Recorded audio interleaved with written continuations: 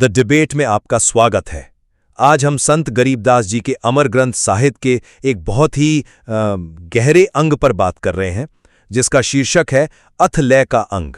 ये दोहे उस आध्यात्मिक अवस्था के बारे में है जिसे लय लगना कहते हैं, यानी जब आपकी चेतना, आपकी सुरती दुनिया से सिमटकर अपने असली स्रोत परमात्मा में पूरी तरह डूब जाती है। बिल्कुल।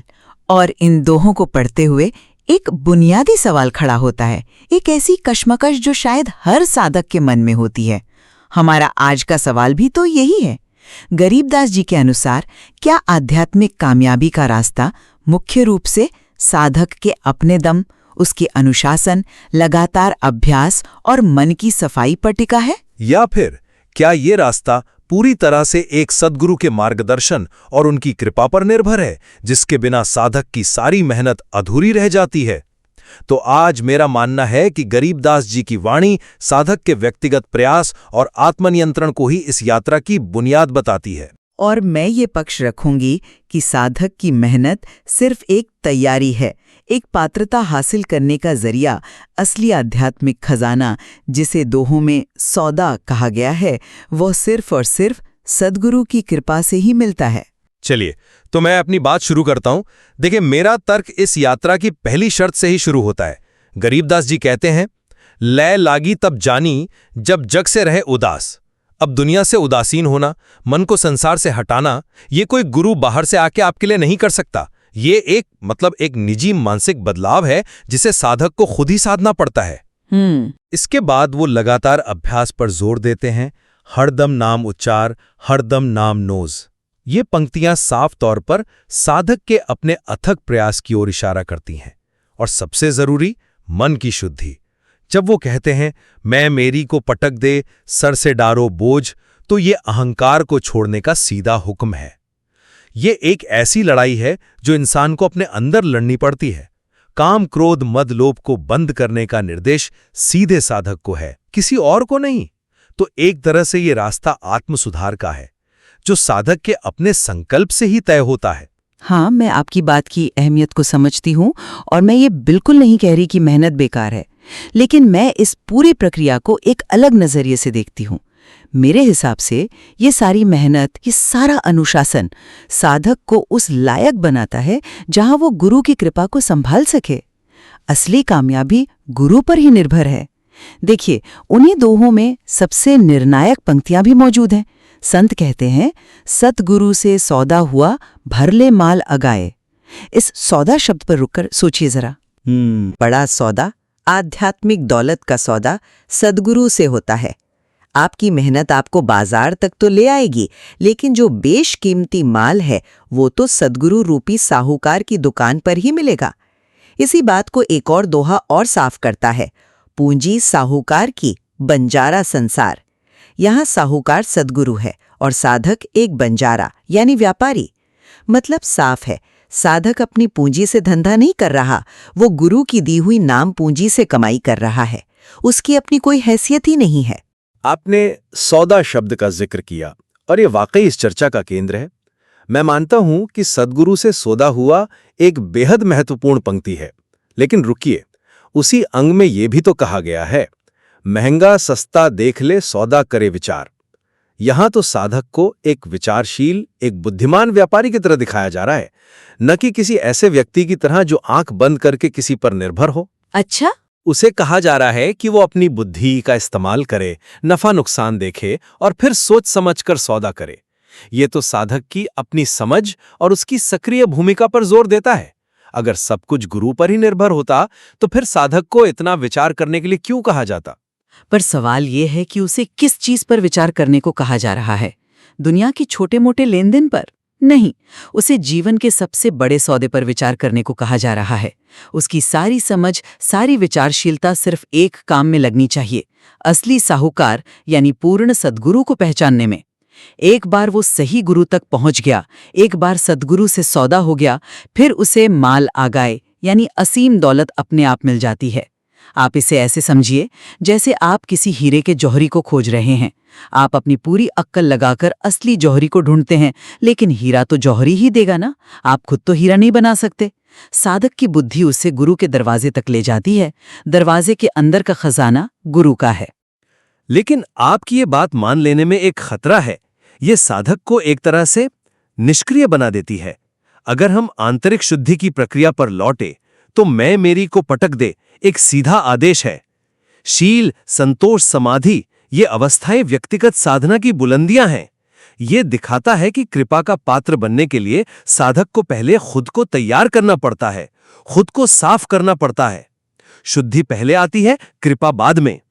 अगर आपका बर्तन ही मैला और गंदा है तो उसमें कृपा का अमृत कैसे ठहरेगा? वो भी तो मैला हो जाएगा। इसलिए बर्तन को साफ करने का काम यानी मन को शुद्ध करने की जिम्मेदारी पूरी तरह से साधक की है।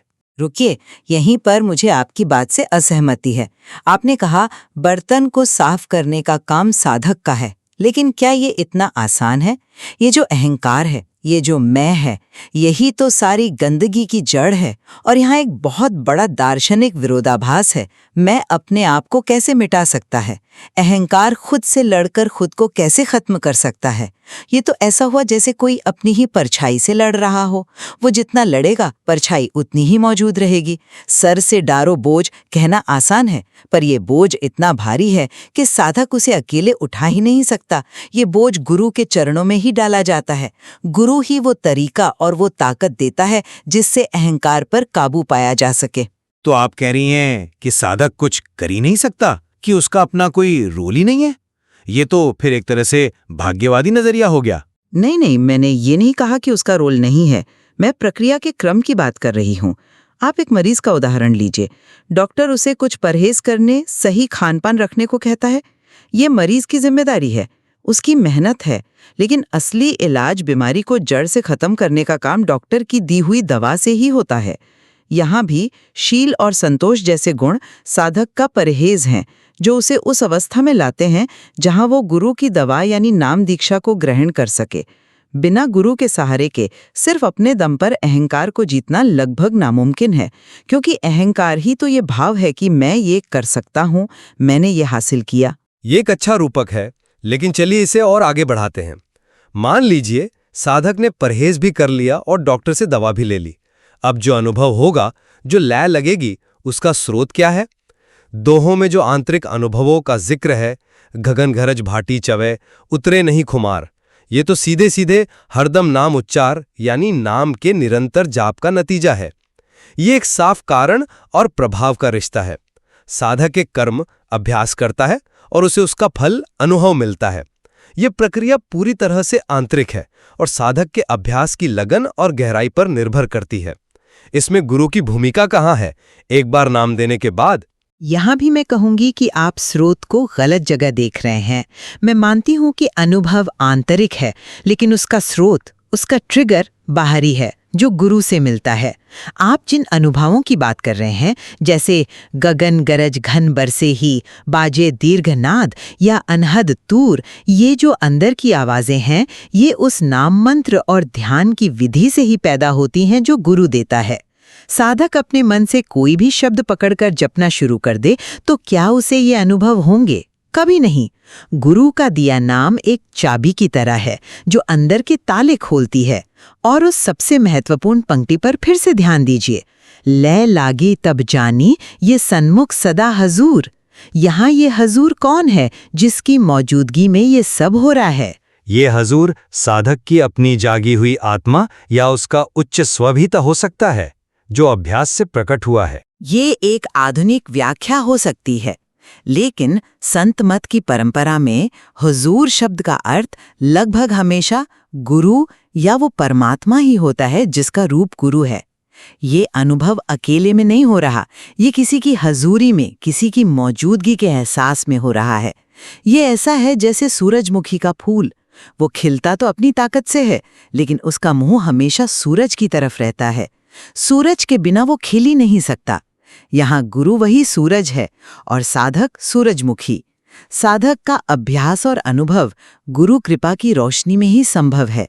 बिना उस स्रोत के अभ्यास सिर्फ एक बेजान मशीन की तरह की जाने वाली क्रिया बनकर रह जाएगा, उसमें रूह नहीं होगी। अगर हम इन सब बातों को समेटें तो मेरा पक्ष अब भी यही है कि ये दोहे साधक के लिए एक प्रैक्टिकल हैंडबुक की तरह हैं। वो उसे कदम दर कदम बताते हैं कि संसार से मन हटाओ, इंद्रियों पर काबू करो, अहंकार को त्यागो और लगातार नाम का अभ्यास करो। ये सब काम साधक को खुद करने हैं। सद्गुरु एक मार्गदर्शक हो सकता है, एक प्रेरणा हो सकता है, लेकिन यात्रा की पूरी जिम्मेदारी और कामयाबी का सहरा अंत में साधक के सिर ही बंधता है। उसकी अपनी हिम्मत और लगन ही उसे पार लगाती है। और मैं इन सब बातों को समेट कर कहूंगी कि व्यक्तिगत प्रयास की भूमिका जरूरी है, लेकिन इन दोहों का असली सार सद्गुरु की परम और अनिवार्य जरूरत को स्थापित करना है। साधक की सारी मेहनत, सारा अनुशासन, सारा त्याग उसे सिर्फ उस लायक बनाने के लिए है जहां वो गुरु से वो सच्चा आध्यात्मिक सौदा कर सके। ये ऐसा है जैसे कोई बरसों मेहनत करके पैसा कमाए ताकि वो एक दिन अपनी सपनों की कार खरीद सके। मेहनत उसकी है, पर कार तो शोरूम का मालिक ही देगा। बिना साहूकार यानी गुरु के बंजारा यानी शिष्य का व्यापार हो ही नहीं सकता, क्योंकि व्यापार करने के लिए जो असली पूंजी चाहिए वो उसके पास है ही नहीं। साधक का प्रयास पात्रता है, पर प्राप्ति कृपा है। तो क्या ये हो सकता है कि हम इसे या तो ये या वो की तरह गलत देख रहे हैं?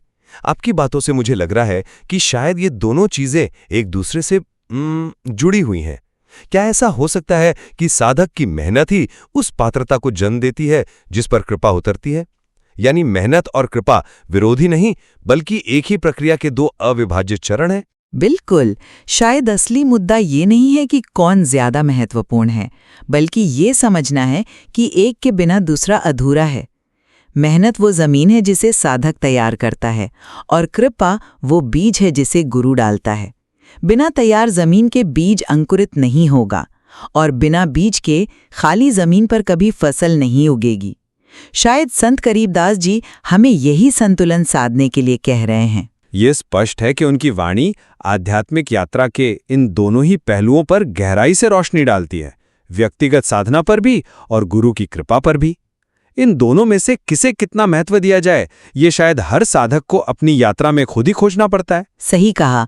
और इन अलग अलग दृष्टिकोणों पर विचार करने से ही हमें इन गहरी शिक्षाओं की बहुस्तरीय प्रकृति को समझने में मदद मिलती है। ये दिखाता है कि सच्चाई किसी एक पक्ष में नहीं, बल्कि शायद दोनों के बीच के संतुलन में छिपी है। और निसंदेह इस स्रोत सामग्री में खोजने और समझने के लिए और भी बहुत कुछ बाकी है।